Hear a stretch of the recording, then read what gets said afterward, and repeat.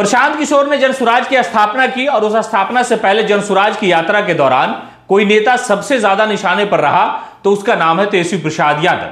तेजस्वी प्रसाद यादव की तालीमी लियाकत यानी शैक्षणिक योग्यता और सियासत को एक साथ जोड़कर देखने वाले प्रशांत किशोर ने बार बार उन्हें कहा कि ये 9वीं फेल है, ये 10वीं फेल है। लेकिन अब जबकि 4 सीटों पर उपचुनाव बिहार में होने हैं, वहां पर प्रशांत किशोर की किरकिरी इसलिए हो रही है क्योंकि उन्होंने जो उम्मीदवार उतारा है उन उम्मीदवार में कोई भी ऐसा नहीं है जो बहुत ज्यादा पढ़ा लिखा हो।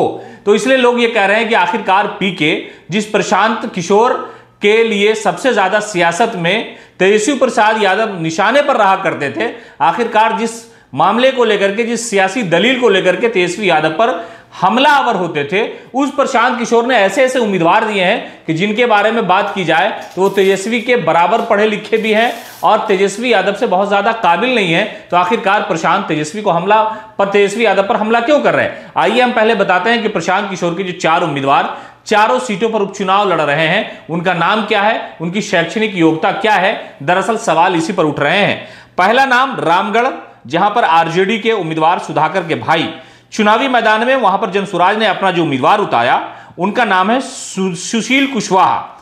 सुशील कुशवाहा इंटर पास हैं और उसके अलावा उनके ऊपर हत्या की कोशिश का मामला दर्ज है।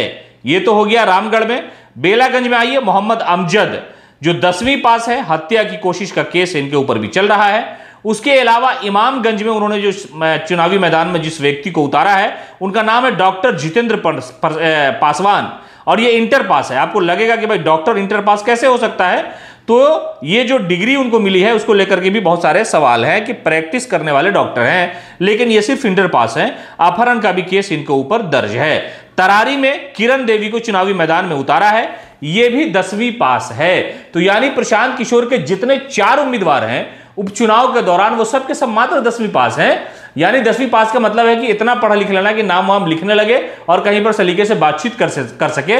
तो लोग ये सवाल कर रहे हैं कि भाई जिस तरह का सवाल आप तेजस्वी प्रसाद यादव की शैक्षणिक योग्यता को लेकर के उठा रहे थे, उससे भी बदतर हालत तो आपके नेताओं की है। आपने जिन लोगों को उम्मीदवार बनाया है, तो कहा यह जा रहा है कि प्रशांत किशोर पर हमला करने वाले नीतीश कुमार हो या नीतीश कुमार पर प्रशांत किशोर हमला करते हो। उसके अलावा पीके ने सबसे ज्यादा हमला अगर किसी पर किया तो वो तेजस्वी प्रसाद यादव पर किया और उनके शैक्षणिक योग्यता पर, एजुकेशन का जो क्वालिफिकेशन है उस पर सबसे ज्यादा हमलावर हुए प्रशांत किशोर। लेकिन जब अपना वक्त आया, अपने उम्मीदवार के उतारने का समय आया, तो सारे 10वीं पास लोगों को चुनावी मैदान में उतार दिया और उनमें से अधिकतर पर 90% लोगों पर हत्या करने के यानी हत्या का प्रयास करने के मुकदमे दर्ज हैं। तो ऐसे हालात में लोग प्रशांत किशोर से सवाल कर रहे हैं कि आप तो इतने बदलने वाले नेता निकले कि आज से 10 दिन पहले प्रशांत किशोर हमला कर रहे थे तेजस्वी के क्वालिफिकेशन पर, और अब जब उम्मीदवार देने की बात आई तो आपके सारे के सारे उम्मीदवार उसी कैटेगरी के हैं। इसलिए राजनीति में लोगों को बहकाना बंद करिए और आप जिस तरह का हमला कर रहे थे उस हमले से आप बाज आइए। इसलिए कि आपके घर खुद के शीशे के हैं, इसलिए दूसरे के महलों पर